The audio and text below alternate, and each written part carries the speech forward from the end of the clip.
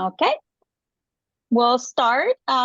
So to start with, I want to welcome everyone. Once again, my name is Nayes Divadillo, and I'm the Preschool Development Grant Birth through 12, Birth through 5. Sorry. My name is Nayes Divadillo. I'm the Early Childhood Family Engagement Specialist. And today I have the pleasure to announce that the Department of Education has officially hired someone named Anabel Sanchez to be the parent involvement and family engagement professional. So we're very excited to have her join the group, and you'll be meeting her pretty soon. Hola a todos y bienvenidos. Mi nombre es Nayes Divadillo y soy la especialista en involucración familiar de 0 a 5 años, y estoy muy contenta de anunciarles que Anabel Sánchez ha sido seleccionada para ser la involucradora de padres y de familia en la posición profesional, así es que muy pronto la estarán conociendo. Today we're going to be having the first 15 minutes bilingually, so buckle up and get ready for the adventure. Hoy tendremos por los primeros 15 minutos, esta sesión será bilingüe, así es que abróchese los cinturones y empezaremos.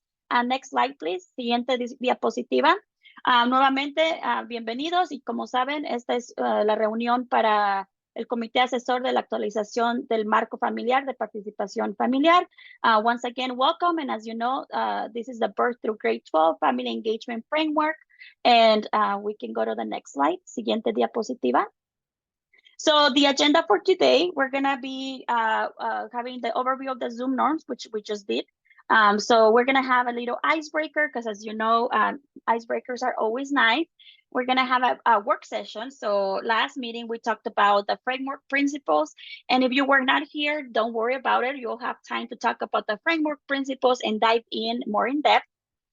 Then once you come back from your small groups, your breakout groups, then we're gonna share out to the whole group. And then we're gonna be talking a little more in depth about tools and resources and how that looks like. And then we're gonna do a little introduction of the toolkit. So as you know, the framework has a toolkit, so we'll be doing an introduction, closing, and next steps, and of course the evaluation, because we really want to make sure that we improve. To the right side, on the corner of your right side, you're going to find the resource folder. Once again, here you can find all of the pertinent documents to this initiative. Bienvenidos, y el programa de hoy tendremos la bienvenida. Tenemos una dinámica de grupo, porque ya saben que esas dinámicas siempre son importantes. Después de ahí trabajaremos en salas de grupo, y una vez que acabemos eso, después nos reuniremos y hablaremos todos juntos sobre los principios del marco, hablaremos sobre las herramientas y los recursos, y también tendremos una charla inicial sobre qué es el kit de herramientas del marco. Y por supuesto, cerraremos y les daremos la evaluación para que evalúen nuestro trabajo. Es muy importante que nos dejen saber cómo lo estamos haciendo. En la parte inferior del costado derecho encontrará el folder, la carpeta con todos los recursos y todos los documentos pertinentes a esta iniciativa. Next slide, please. Siguiente diapositiva. So to start with, what we want to do is we want you to pull up your phone. We're going to do a little icebreaker, and we just really want to see who's in the room, what are you doing. So if you pull it up and start engaging, that would be great. Para empezar, tendremos una dinámica de grupo. Esta dinámica es simplemente queremos ver quién está con nosotros, de dónde vienen. Así es que si pueden sacar su teléfono o poner el código en su teléfono usando ya sea el código QR o la página web. Okay, I see some people already joining. Veo que ya hay algunas personas que se están... Yes. Permiso. We'll be able to use this QR link the entire presentation. So not just for the icebreaker, but you'll be able to interact with the presentation as we go from here forward. Entonces podemos interactuar con este código QR durante la presentación si están disponibles para usarlo en sus teléfonos. Thank you, Rachel. Gracias, Rachel. Okay, so let's see if we can pull up the little icebreaker. I see more inputs coming in. Okay. Okay, so we have something on the chat. Let's see, Natalie, it says that you're not seeing where to add the code. So that code, it's only if you go to Mentimeter, it would ask you for it, but if you use your phone to scan it, it should open it. Let us know if you aren't able to access it.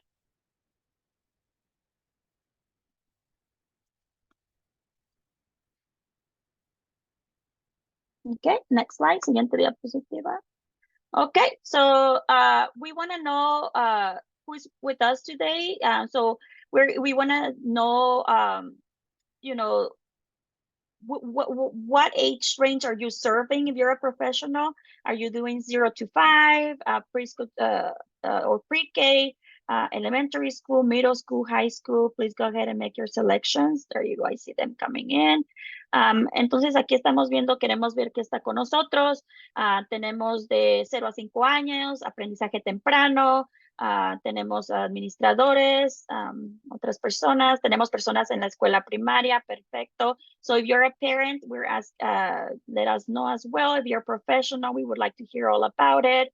Si son padres de familia, madres de familia, queremos escucharlos. Perfecto, perfect. Okay, so it looks like we have about 12 participants, and we have 7 entries. There you go, they're coming in. Tenemos aproximadamente 12 participantes y tenemos 7 respuestas. Aquí están llegando. Perfect. So it looks like we have mostly 0 other, which I would like to hear about it. We have some administrators in the house, elementary school, and early learning. Perfect. Okay, next slide, please. Siguiente diapositiva. Okay, so if you're a parent as well, because some of you might be parents and or professionals, we would like to hear what age ranges are your children. Si son padres, madres de familia y o profesionales, también queremos escuchar cuántos hijos tienen y cuáles son las edades de sus hijos. Perfect.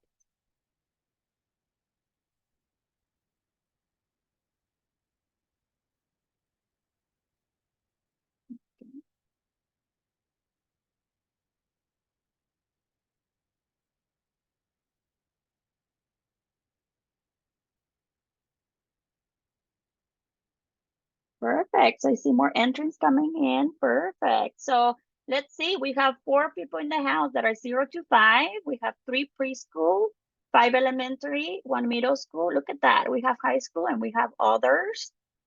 And then we also some things in the chat. Okay, perfect. Okay, next. Aquí tenemos 4 personas están en aprendizaje temprano, preescolar, escuela primaria, tenemos 5. Una persona en secundaria, tenemos 3 personas que tienen en preparatoria y 3 personas han indicado otro. And then we have parent education on the chat. My own daughter is 37. Look at that. That's a great achievement. You're a parent forever. Y ahí tenemos en el chat alguien que puso que su propia hija tiene 37 años. Vamos, vean eso. Uno es padre para siempre, para toda la vida. Qué bien. Okay, next slide. Siguiente diapositiva. Okay, so we have been talking a little bit about wanting to communicate more and listening to you. And we want to let you know that we are listening and we're paying attention to the evaluations. That's why it's very important for you to fill it out. And we want to know and we want to gauge what's your communication preference. How would you like to communicate when you're in this space? And how do you think would be more effective when communicated in this space? Cuando estamos hablando de preferencias de comunicación, queremos dejarles saber que los escuchamos, ponemos atención en esas evaluaciones y queremos escuchar más sobre ustedes. Así es que estamos muy interesados en saber cómo les gusta comunicarse, interactuar en grupo durante la reunión. Así es que queremos escuchar más de ustedes. Next slide, please. Siguiente diapositiva. Okay. So some of the options that we have added here, and you can add other as needed. How do you like to interact? Through breakout rooms? Do you like whole group discussions? Would you like to see more polls? Other? this is the time that we would like to hear from you. Queremos ver cómo prefiere interactuar. Algunas de las opciones que tenemos son las salas de charla, conversaciones, charlas con todo el grupo, encuestas, otros. So there you go. Well, it looks like we have a good variety of preferences. Parece ser que tenemos una buena variedad de preferencias. So that's great. Eso es perfecto. Okay, look at that, 8. So it looks like whole group and polls is the way to go, and breakout rooms, which are the main ways in which we are engaging. So we would like to hear more about it. And of course, fill out the evaluation because we do listen, we pay attention to what you say. Parece ser que tenemos una buena una buena distribución de las preferencias. Son las preferencias que usualmente estamos usando, pero queremos escucharlos. Así es que quiero recordarles nuevamente que es bastante importante que llenen esa evaluación porque estamos poniendo atención en lo que en las sugerencias y opiniones que nos dan. Next slide, please. Siguiente diapositiva. Okay, so over here, what we're gonna do is a little break room discussion. But before we do this break room discussion, now I'm gonna invite all of the Spanish speakers, whoever wants to join the Spanish speaking channel, to please go ahead and do so. So I'll give you some instructions. So as I say, today we have Spanish interpretation available. For the Spanish interpretation icon, please look at the bottom of your screen on the menu, on the bottom menu. You're gonna see it represented as a little globe. You have to select the words mute original audio if you don't wanna hear the presenter in the background and you just wanna hear the Spanish presentation. Hoy tenemos interpretación en español disponible. En la parte inferior de la pantalla encontrará el menú. Ahí busque el icono de interpretación representado con la imagen de un globo terráqueo y seleccione el idioma español. Por último, también se debe seleccionar las palabras que dicen Mute Original Audio Feature, apagar el audio original, para no escuchar el otro idioma en el trasfondo al mismo tiempo. So now I'm going to invite everyone who wants to join the Spanish channel to please join me. I will be your interpreter. So join me in the other room and let's have fun. Así es que ahora le invito a todas aquellas personas que quieran escuchar esta presentación en español, que me acompañen en la sala de español. Yo seré su interpretadora y empezaremos. Okay, perfect. So now we see the instructions once again on the screen. Ahora vemos una vez las instrucciones en la pantalla. And I'm gonna let my colleague Vivian Bolanos take over the next session. Ahora aquí tenemos las instrucciones en la pantalla. Y ahora invito a mi colega Vivian Bolanos a que tome la siguiente sección. Thank you, Nayesti. So Megan, thank you. So we'll talk about the framework principles that were discussed amongst your group. So we're going to look at 3 different questions. Megan, if you could go to the Google Slides, please. So similar to work that we've been doing before in breakout rooms, this will be very similar to that. So you are going to select a breakout room, and then that first group will be for bilingual committee members. And then the other groups will have your framework principles. So I believe we have equity, relationships, and then the other 3 honoring families, linked to learning and development and building everyone's capacity. So we'll go through an example together, and then we will go into breakout rooms to do this in our groups. So here we have the example slide. So once you select the slides, the Google Slides, you'll see the title, the instructions, and then the example. And so we'll work on this one together, and then you guys will be able to go out and do your own groups. So I will need a little help from you guys to work on this example. So can anyone tell me the principle that they had for their group? And you can just call out.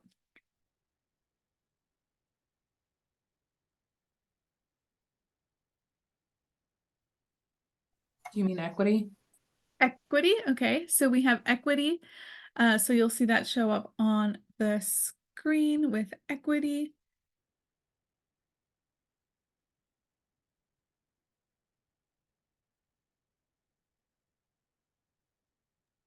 I don't think I it's did add the updating. framework There itself we to go. the chat so that everybody can see that as well. Megan, if you don't mind split screening, so that way we can pull up the framework document itself as well. And Brianna, thank you for sharing yours as equity. Just as a reminder, in the framework,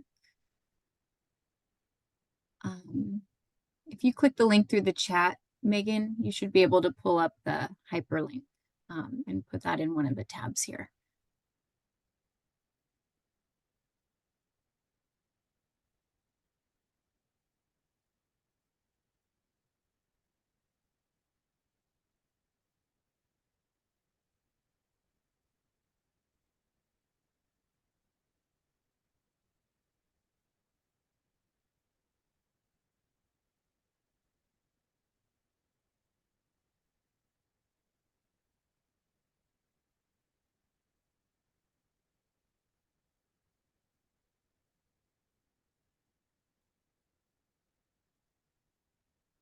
There we go. Thank you. And this one is on, well, equity and the other framework principles begin on page 12.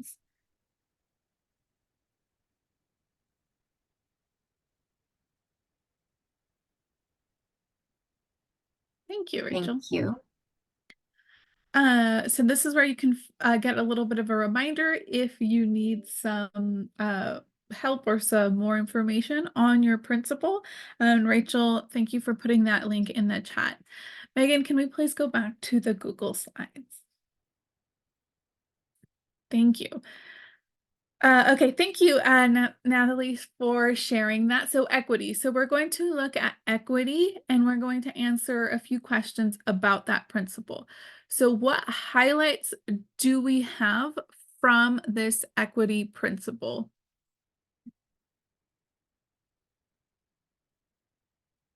And Megan, we can go back to that framework if you can. Thank you. So I'll let someone answer this question and we'll put that into our example. And Megan, you could just split screen to the left and have that showing both.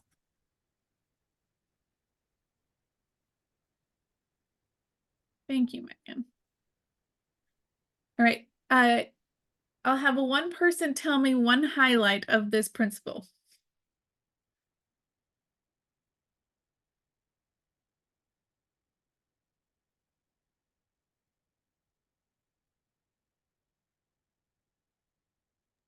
Regular screening. Regular screening, thank you. So under equity, we see that one highlight of this principle is regular screening. Thank you. In your group, hopefully you can find some more highlights for your principle. We'll move on to question 2, just for the sake of time. Question 2 is, how does the principle reflect in different age settings and or different backgrounds and or ability?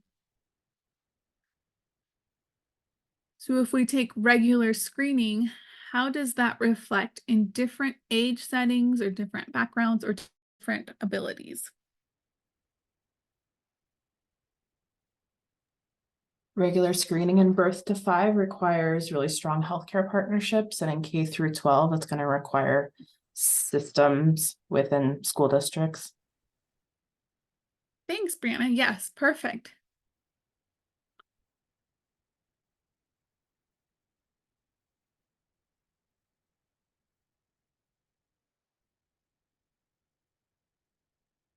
And so from that, what challenges can we foresee with this principle of equity in these different settings or with the highlights that we've identified?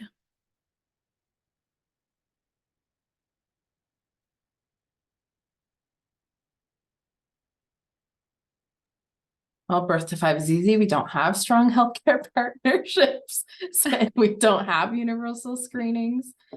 And we don't even have screening requirements in birth to 5 in NRS or in community-based care. We only have assessments. So I think there's a lot of opportunity.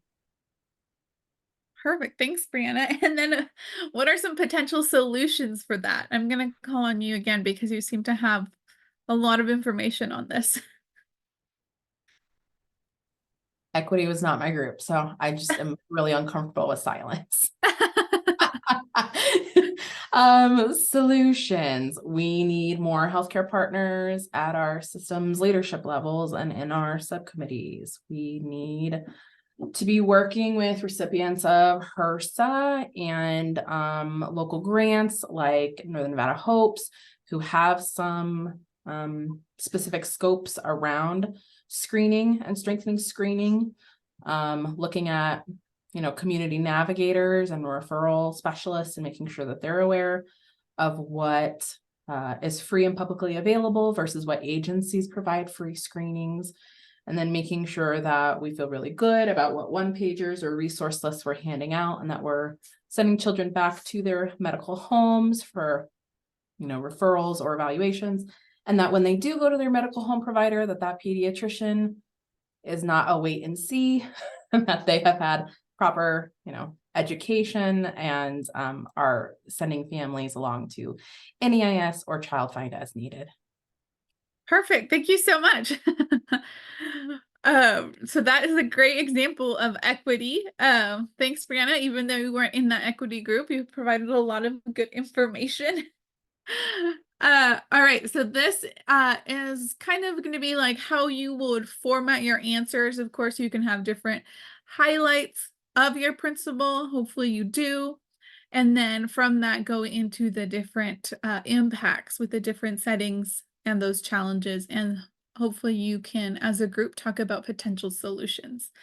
So if you see on the side here, there is for slide 4, that will be the bilingual group. Slide 5 will be the equity group. If you scroll down, you'll see relationships, that principle, and then our final group has that honoring families, linked to learning and development, and building everyone's capacity. I believe Megan has put those direct links in the chat. So we'll open up those breakout rooms.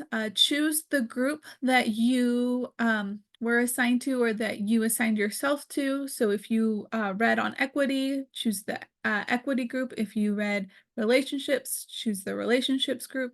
And if you had those 3 shorter principles, you can also choose that group. And then we'll come Vivian? back. Yeah. Oh, sorry. How long are we going to be in the groups? And then I wanted to also see if anyone had any questions about what we are doing in the groups. I know that is often the case when we get to breakout groups. So Yeah, so we'll be in the groups for about half an hour. Correct me if I'm wrong. 20 minutes. Sorry, 20 minutes. We'll be in the groups for about 20 minutes for you to share ideas, and then we'll come back together and share as a whole group. Does anyone have any questions?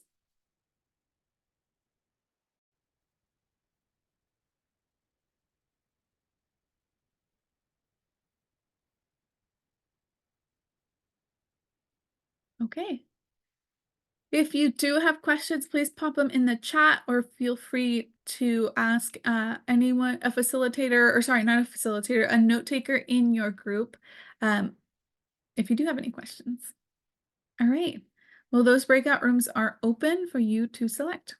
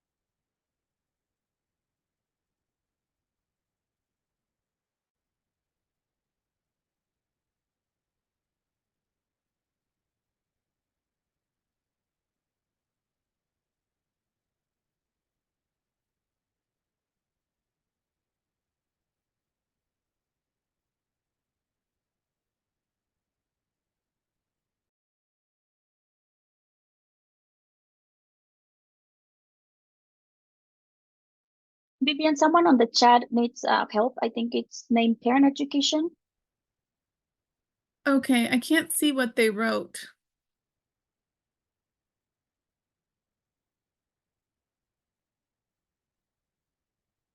I think that individual needs help joining a breakout room. It's me, Elma. I'm the one that's lost. Okay, yeah, how can I help you? I'm lost. I don't know how to join Join the group? a group, yes. And I would like to go in the Spanish one. Okay, I can assign you to that one. Okay. I wasn't in the last meeting, so I'm lost. No problem. Okay, I will send you to the bilingual group. Okay, perfect. Thank you. Mhm. And this is Karen Holly, and I'm lost too, and I'd like to go to relationships. Yeah, of course. I will send you there. Thank you.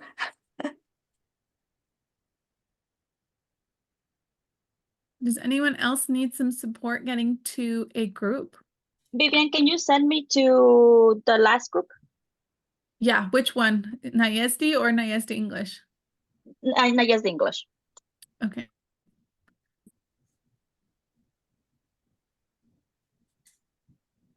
Vivian, I'm just filling in for Sarah today. So Okay. I don't know. I haven't read over any of this. Really just here for Sarah. So I don't know. What group do you think I should join? Let's see. There are. Do you have something that's like sticks out at you? No. Fine. Okay. Just find me a group who you think needs it. Okay. I'll put you in equity. Okay, thank you.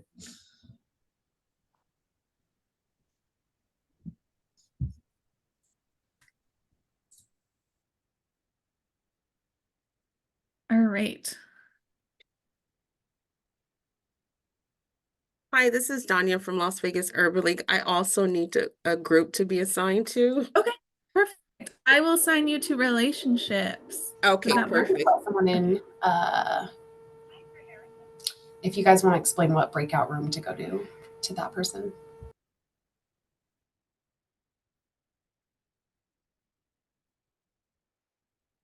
Hi, Aben. We are in breakout rooms. If you have a principle that you read, I can assign you to that group. So we have the equity, relationships, and then honoring families, learning and development, and building capacity. Do you have a preference?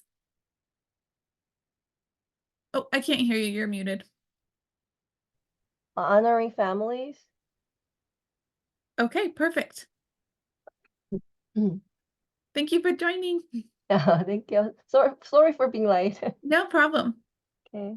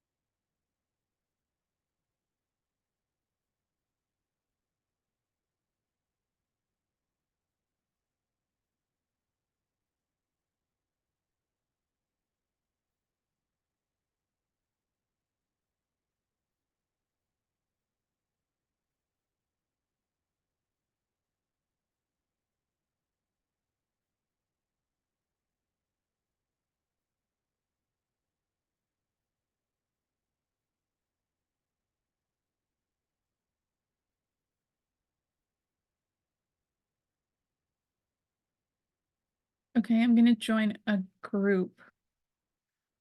Let me know if you need anything.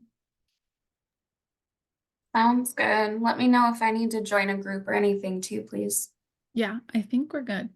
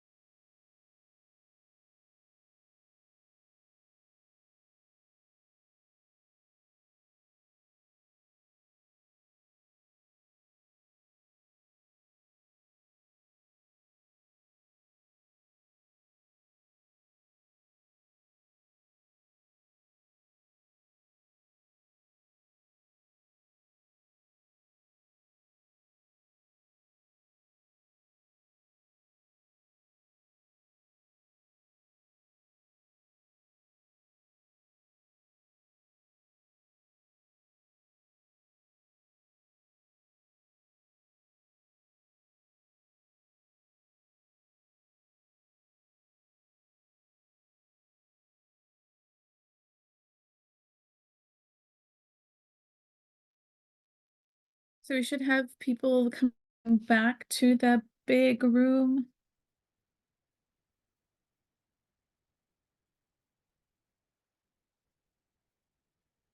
There we go. All right, I think we have everyone back in the main room. So I want to hear your reflections on the principle that you reviewed. So we'll start with our bilingual group. I'll have someone from this group share their reflections on the principle. Estaban hablando Lupita y Telma y no terminamos de escuchar sus comentarios. Entonces, voy a preguntarlas a Telma o a Lupita si pueden compartir lo que está aquí. Y no recuerdo cómo vamos a hacer la interpretación para esta parte. It's the reverse, so I don't remember what we planned for interpreting this part. Pero Telma y Lupita, ¿qué pueden resumir de nuestra conversación? In English or in Spanish? That's up to you. Okay, well, we talked a lot about, and actually that's what we talked about, that it's important that parents have the buy-in into this, because without their buy-in, it's not going to work. And their fear, and I'm talking about Spanish speaking parents and members of the community that are Spanish speakers, that they say, oh, I've heard that before. Yes, I've heard that you guys, that people are trying to do this, but ultimately nothing gets done. So what do we have to do to disseminate this information so that more people have buy-in into what we're trying to do? And then Lupita was talking about how people come to her because she didn't have any knowledge at the very beginning with her son's special needs, but now she does. So people come to her and ask her, so what do I need to do? Where do I have to go? So what can we do to so that the people we're fighting for know that we're serious about what we're doing. We're not just talking. Mostly that's in general, that's kind of a what we talked about the whole time. So, right? Am I right, Rachel? Yeah, and I want to add to that, parts of our conversation as we were discussing this is how can we make connections to these very short sections within the framework? The words there are small, right? And so there's not a lot of connection to how to do that or what that really means. So in that sense, they really do just feel like words on a page. And so we were talking about making connections between using the tools and bringing those solutions in, bringing that community and family input to really round out those sections so that there are clear connections to organizations in the community, work that's happening at different agencies, to examples and to really the power of word of mouth and into using those resources, because it talked about having workshops. It talked about several strategies at the end of the section for building capacity. But that's where it stopped. And so really we have to make the connection to making that happen so that what Thelma was sharing can come to pass or can come about. Thank you. Those are all great points. There was a lot of talking. Yeah, that's great. Thank you for sharing your reflections. Next we'll go to Sorry, Vivian. So now I'm going to invite all of the Spanish speakers, whoever wants to listen to the presentation in Spanish, to go back to their Spanish rooms. Ahora quiero invitar a todos aquellos que son hispanohablantes, si se quieren unir al grupo de español, por favor, hágalo, y he puesto las instrucciones en el chat. Thank you, Vivian. You can go. Thanks. Thank you. Okay, so we'll move on to our equity group. I'll let them share their reflections on this principle. Thank you. And please feel free to hop in on some of these. We appreciate that head start that we got earlier on this section, but we chose to focus on evidence-based interventions and inclusion and really looking at high quality. And so we, really highlighted in our first section some of those principles as being, including the whole family in the intervention and in the decision making, and really clarifying what is meant by high quality, because we know that that can mean something different for every family. Anything else? I know Anna, you were in there with me. If you want to, I don't want to take up too much space. I'm trying to read the notes that we had. No, definitely the data, making sure that we have the adequate data to make those decisions and making sure that even parents have input in that data. Absolutely. And then as we're looking at how those principles are reflected in different settings, of course, language access, making sure things are culturally relevant when we're talking about those interventions. This is something that I'm constantly learning as we're discussing these things. And then taking a strength-based approach, looking at what families already have in place and building on that. And then some of the challenges that we highlighted is how, in certain spaces, culturally specific interventions are sometimes minimized. And so we want to just lift that up and make sure that we view our families as the experts of their families. We also looked at the lack of funding sometimes in the spaces that we're in to really focus in on equity. It takes time and it takes intentionality. So we want to just highlight that piece of it. And then some of the ways that we can, manage these challenges. We looked at potential solutions. Obviously, funding is big, but professional development and intentional professional development, so that we can, that's really led by families because we want them to be seen as experts. Again, also resource mapping, we highlighted that there are not sometimes culturally relevant resources in a particular neighborhood. So finding out where those gaps are and filling those gaps.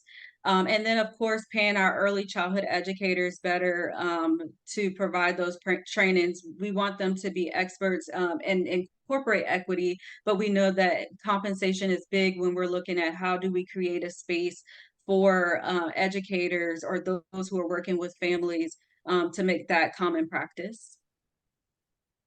Thank you so much, Equity Group.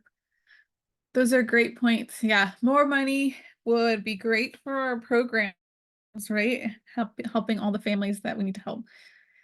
All right, we'll go to our relationships group next. We didn't pick a spokesperson, but I'll go ahead and just start, and then ladies, if you want to add. So I had a group, I don't think any of them are here today, and we were going to work on a shared doc. And so I just transferred what I had added to that to the slide.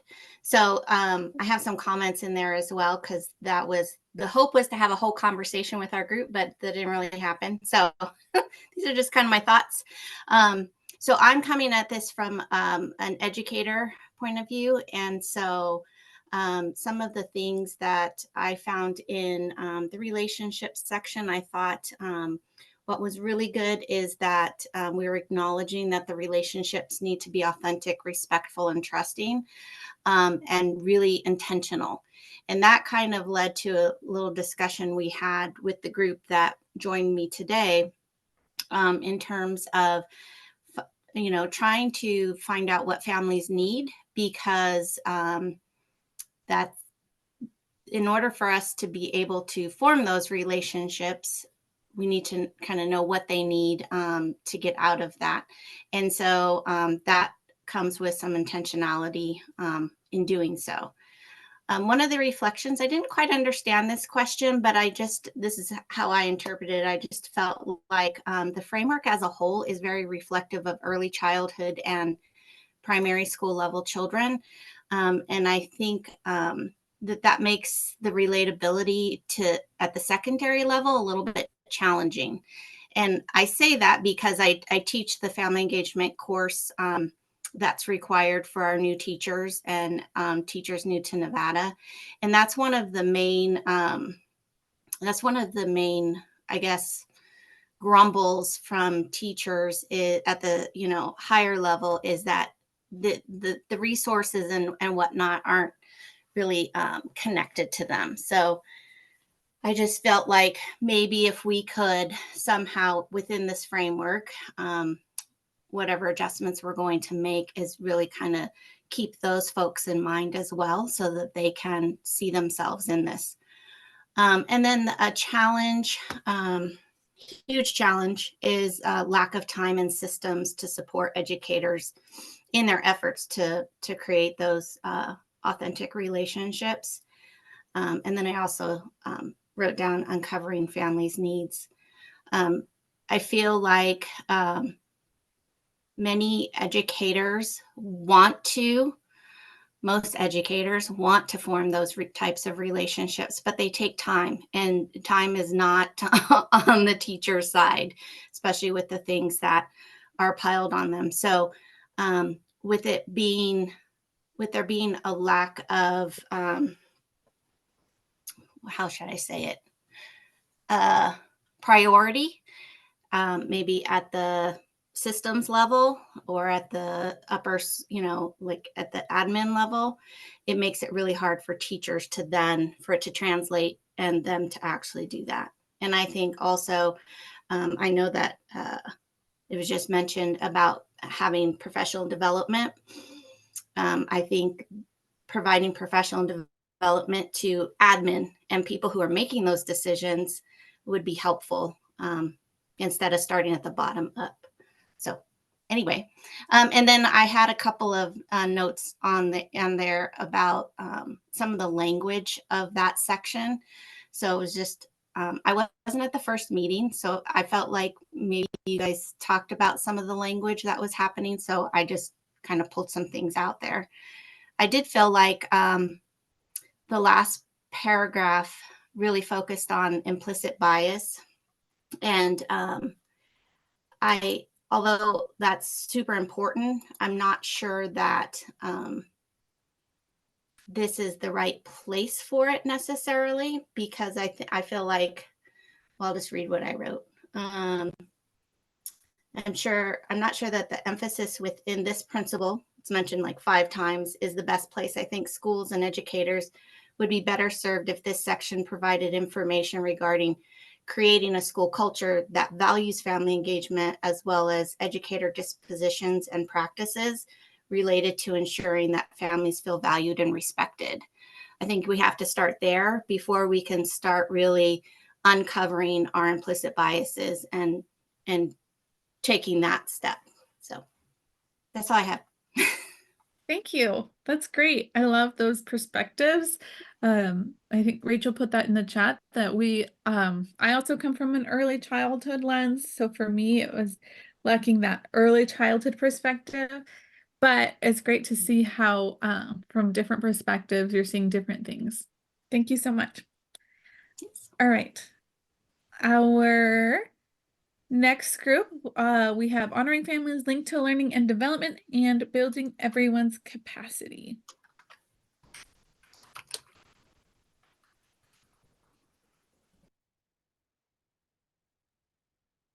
There was only 2 of us in this group, so our conversations kind of pinged around.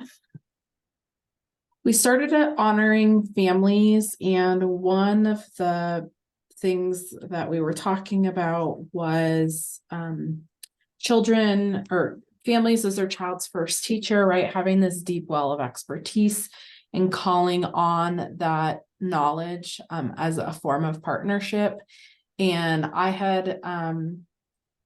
we had talked about how if you are a non-native English speaker, you are probably going to have less opportunity to participate in this type of engagement. and sharing of, and that could be within any age group, right? So if you're in community-based care, or if you're in kindergarten, or if you're in 6th grade, it's going to be really difficult for you to feel confident in advocating for what you're seeing at home or for your child and their strengths in, you know, one-on-one conversations with your teacher or during family engagement events at the school. So just having a much shallower well to pull from.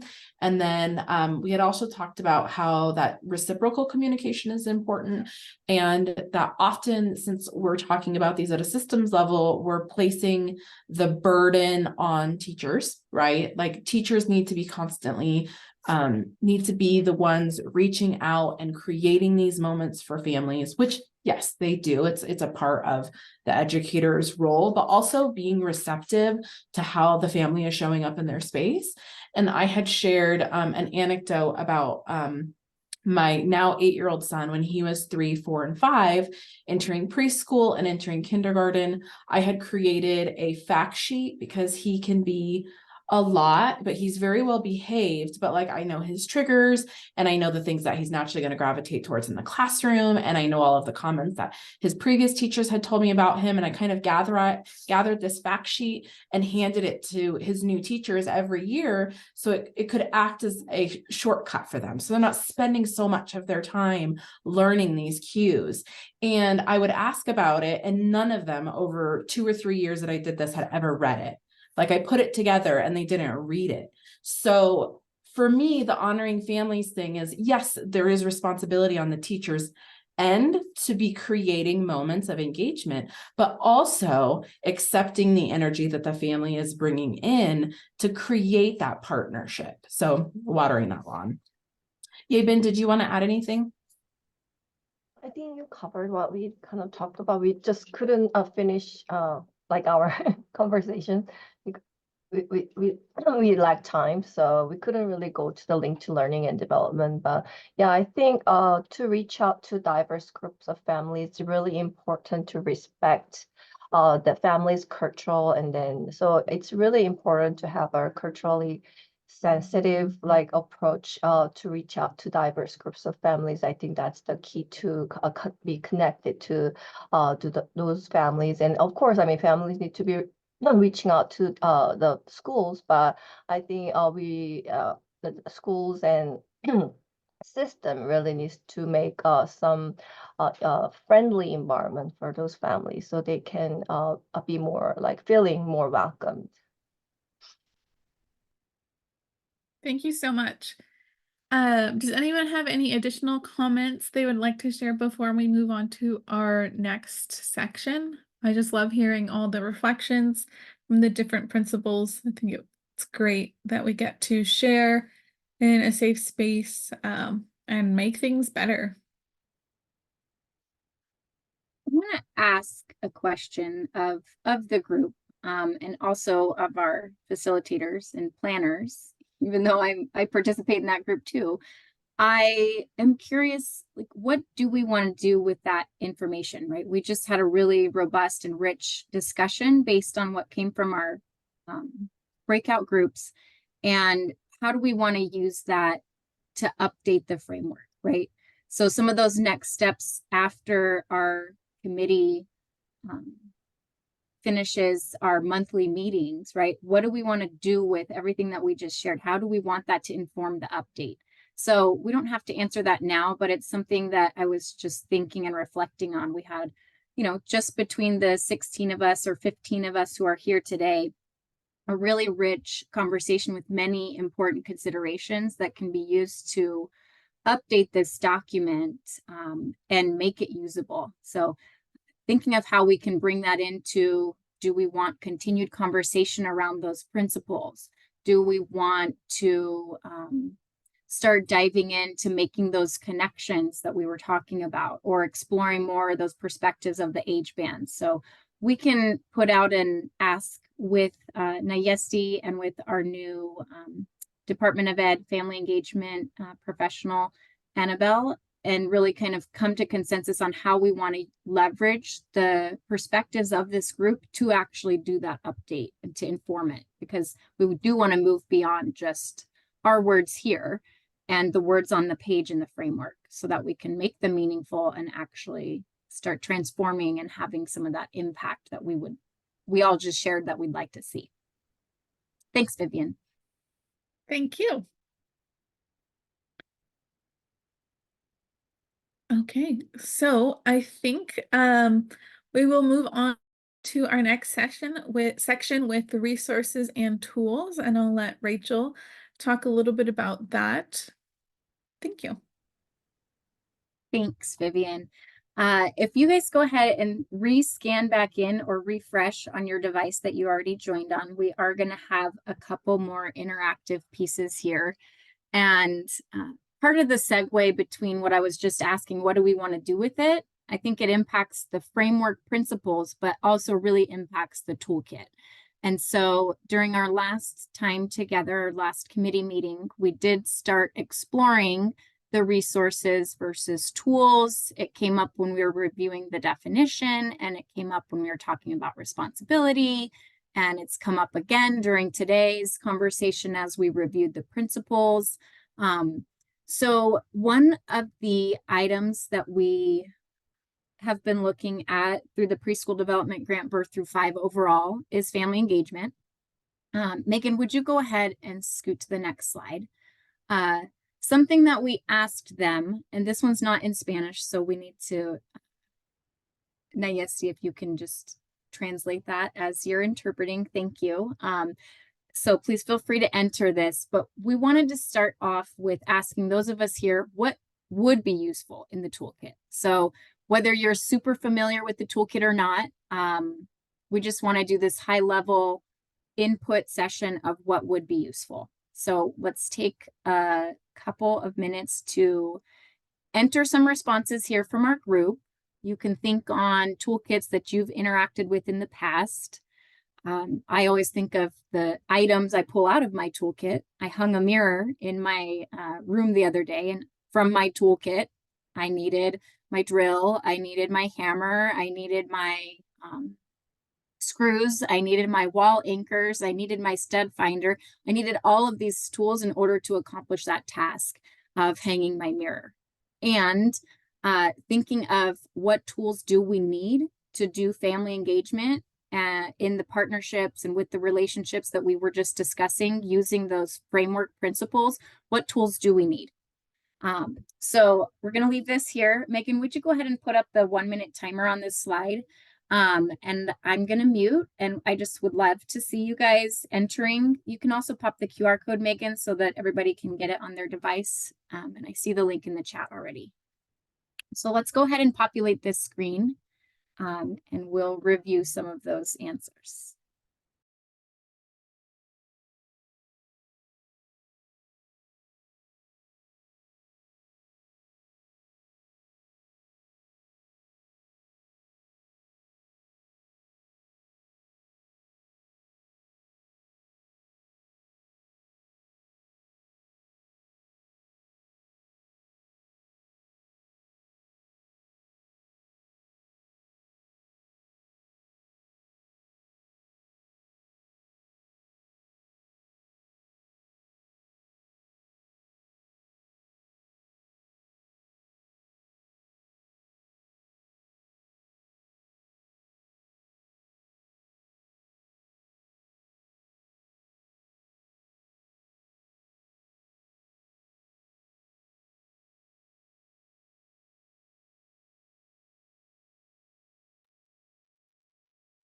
Hi, I had a call from my childcare who's serving my school-age children during spring break. Sorry to go off of mute and video there for a second. My child left his lunch in my car. So, speaking of family engagement and partnership, there we go. That's one very live example. So some of the items or some of the responses that you guys have up here is welcoming families, separate strategies for parents, families, schools, and communities. I really love that. I can't wait to dive in more. How is information distributed among families so that it's relevant? Sample assessments. So there's a variety of things. I asked this same question to a group of 500 educators during a presentation in early March and had them share what their thoughts were.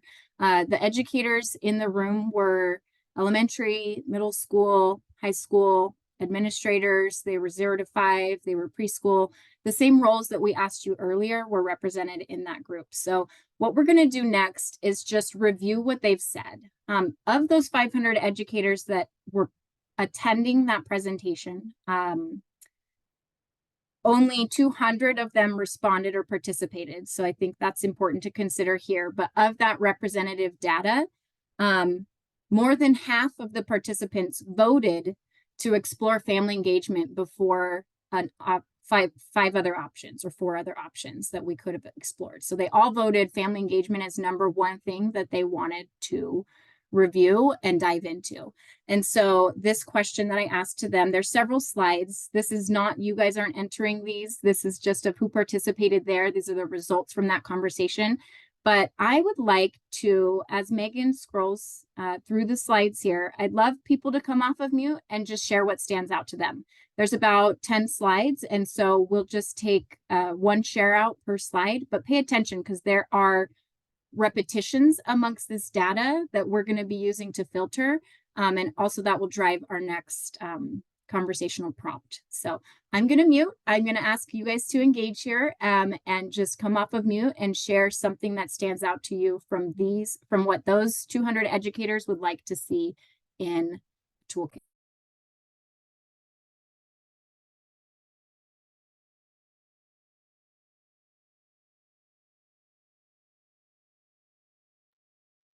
Nayes, una cosa que yo creo que es importante y no lo veo aquí, pero es que nosotros somos un comité que estamos haciendo recomendaciones y todo esto para ayudar a las familias, pero muchas personas no son, realmente no están envueltas en exactamente.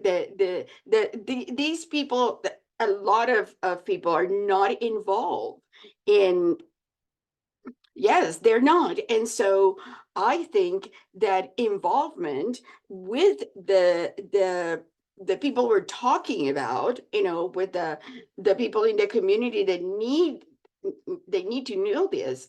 I think people need to be more involved with it and not just talk about it. And I'm just saying it because I have groups of family groups. I have 2 now, and I have one in an elementary school. And this is one of the things they talk about is that the people writing this don't really know personally what it is that's happening at their level. I don't know if you understand what I'm saying. But yes, Thelma, I think more people need to be actually involved personally. So I agree, Thelma, and I'm going to see here, this slide, what's up here right now was shared by 200 educators, and somebody did call that out. It is on the screen. Challenges when doing family involvement and how to solve them. So I'm going to call that out from this screen, and we are taking notes and we're going to review all of our emerging themes, but definitely want to bring that up when we come into full group discussion in just a minute. So thank you, Thelma. Megan, would you scoot to the next slide and let's just take a look at what stands out next to us, like what stands out to us from here. Again, if anyone from our participants today, I want you to unmute and just call out what you see, and then we'll scoot to the next slide and we'll bring all these ideas together. I could tell you what stands out to me, but I'd like to hear your voices. I'm seeing a thread which kind of mirrors my original suggestion, which is in activities that educators can use. I'm seeing playbook activity ideas. To me, I'm seeing that and like, when can I use and how? And so is this something that I am doing at the beginning of the school year to get to know families? Is this something I am doing on a consistent basis, like on a monthly, weekly, or a quarterly, or a monthly, so that I have a consistent connection with them? Or is this some kind of event where I'm bringing in multiple people? So to me, when I put on my educator hat, it's thinking through like what types of ways can I continually connect, because those are going to happen at different frequencies. So not everything's going to be a bingo night. Sometimes I need to just send a postcard home.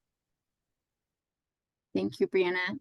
Rosa, I see your hand up as well. Was there something you wanted to call forward from these ideas?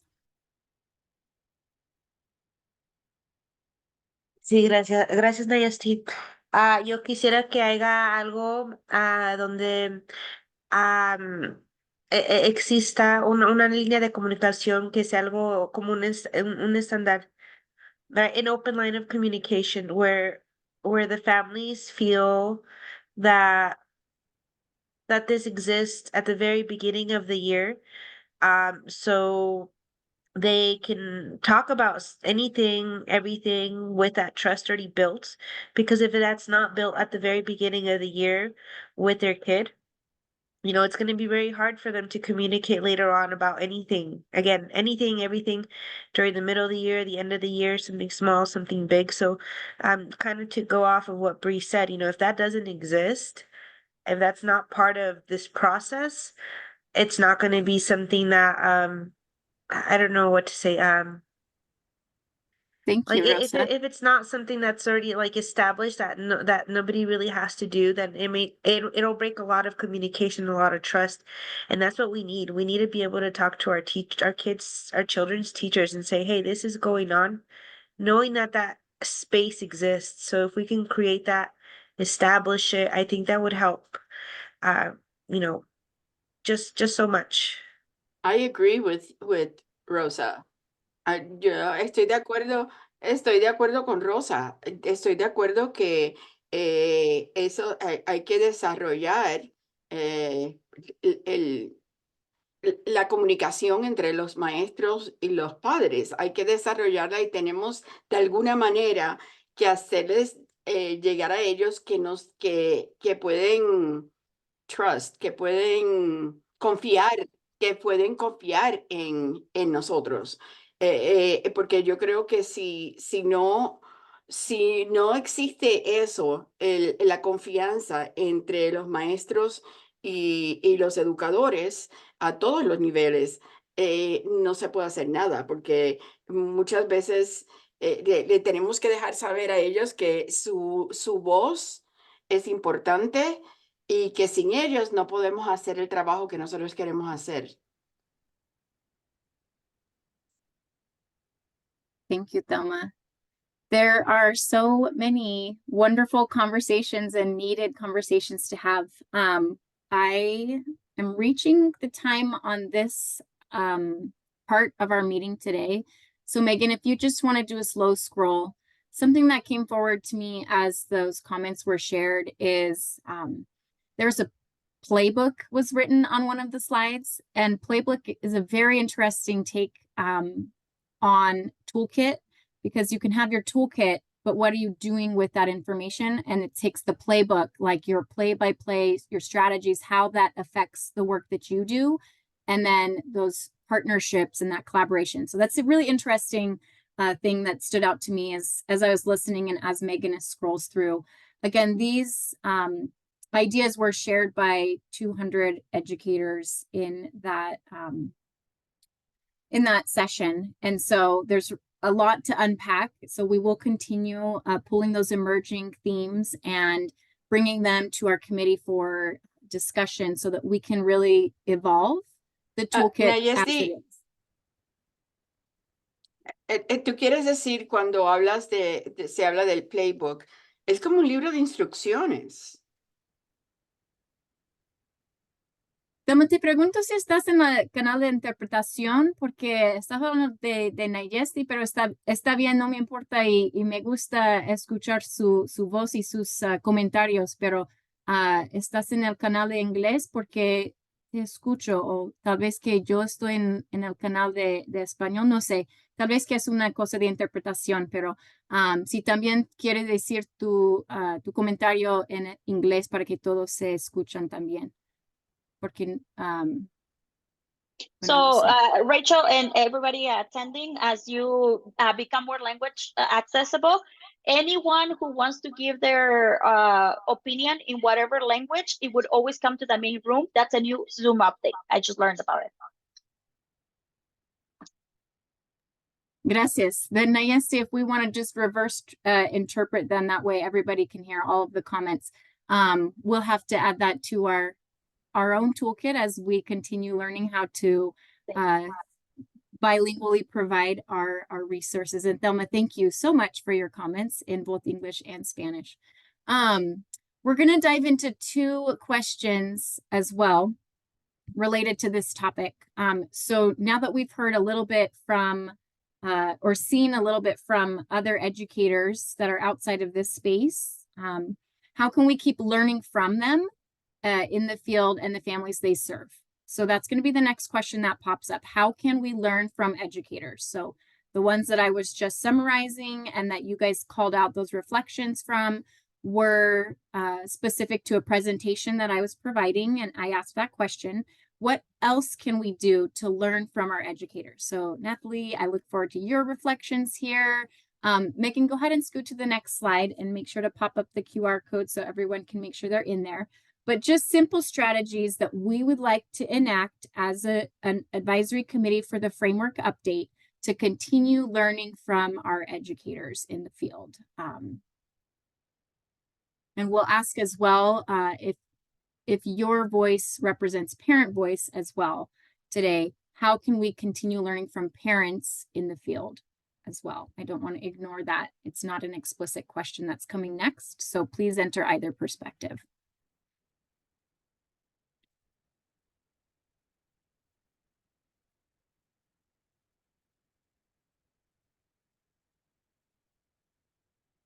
So implementing a continuous feedback loop with incentives.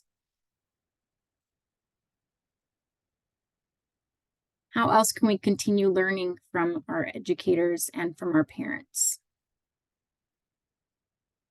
Even unpacking how to implement a continuous feedback loop. Does that mean that as a committee, we would like to design an input opportunity for our educators with some of those key emerging themes that we've been discussing and that we're considering updating, like some of those very specific areas of the framework? Many of the educators that I was speaking with were unaware of the framework. They didn't know about it yet. And so even though it's been out, some of that dissemination and some of that communication wasn't well defined. And so it was really hard for them to grasp, oh, this is a really big framework. What do I do with that? So some of that input in terms of continuous feedback loop, what strategies may we explore? Showing up. Whoever put in showing up, will you come off of mute and elaborate a little bit on that? Thank you, That was Brianna. me. I did the first thing. But I think it's important when we have the opportunity to visit classrooms or set up meetings. It might not always be an opportunity to come into an actual classroom, but to set up one-on-one meetings with our educators, finding out what they need. I think it's important when we talk about building relationships amongst other leads to be able to get the information we need aside from just sending out a survey. We get more authentic answers in that way, I believe. Going into those spaces where they are connecting with those who they connect with. So again, those regional professional development programs, our community programs that are parent and family engagement forward facing, professional development overall, how can we show up in those spaces? Same thing certainly applies to families. Listen with an open mindset. We can learn from each other and support one another, learning from educators through their reflections. Those are all great. Thank you. We can continue to think on this as well as we do the update. How can we bring in the educator and parent voice to really inform the update? So we have our own roles and platforms and space on this committee, but we want to make sure this update is reflective and responsive to educator and family need as well. Megan, go ahead and hit next. That said, what do we want to change in the toolkit? So we've talked about age bands, we've talked about changing a few things in the framework principles, but when it comes to strategies or ways that we can change or evolve the toolkit is where this one has its emphasis. I'm going to ask that we think on this, and we might send out a survey just to the full group if we don't have a whole lot of time left to really explore this question.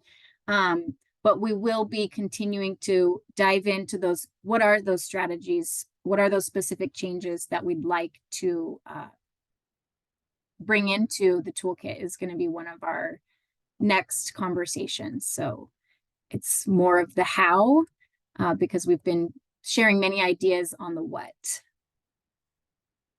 So if anyone pops in a question there, you can use your device. You could also share in the chat if it comes up in a second. I'm going to move to the next one. I'm sorry, I know we don't have enough time there. More practical strategies. Sorry. I don't mean to cut us off there. I also want to respect our time for today. In closing for today's conversation, we have a few next steps. Our next meeting, we are working again on a doodle poll to find the best meeting time that works for those in the committee. So this QR code is external to the presentation. Please go ahead and scan it. Or we will be sending out the bit.ly links with the doodle polls. So that will be for our April meeting. So please go ahead and scan that and share your availability. We're going to try to select that time as soon as possible so that your calendars, which probably populate pretty quickly, can hold the date that we select so that everybody can attend. And then the second QR code here is the evaluation survey. So as Nayesti mentioned earlier during our icebreaker, we are reading those results and using them to make immediate changes to the formatting and to the committee meetings that we do have. And at this point, because we have Annabelle Sanchez now joining our team, which we're very excited about, we'll also be moving into other ways to gather input and to share. So when you guys opted in to participate to the committee, we asked a variety of ways that you may like to engage, whether that were editing documents, whether it were participating live, whether it were watching a recording or filling out a survey.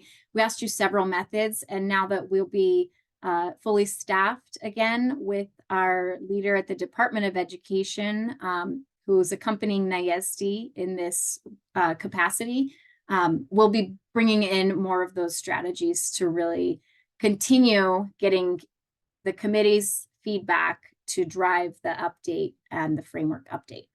So the evaluation survey results are critical to making sure that those strategies are relevant and responsive to our committee needs.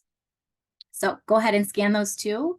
If you haven't already, we will be sharing them as follow-up as well.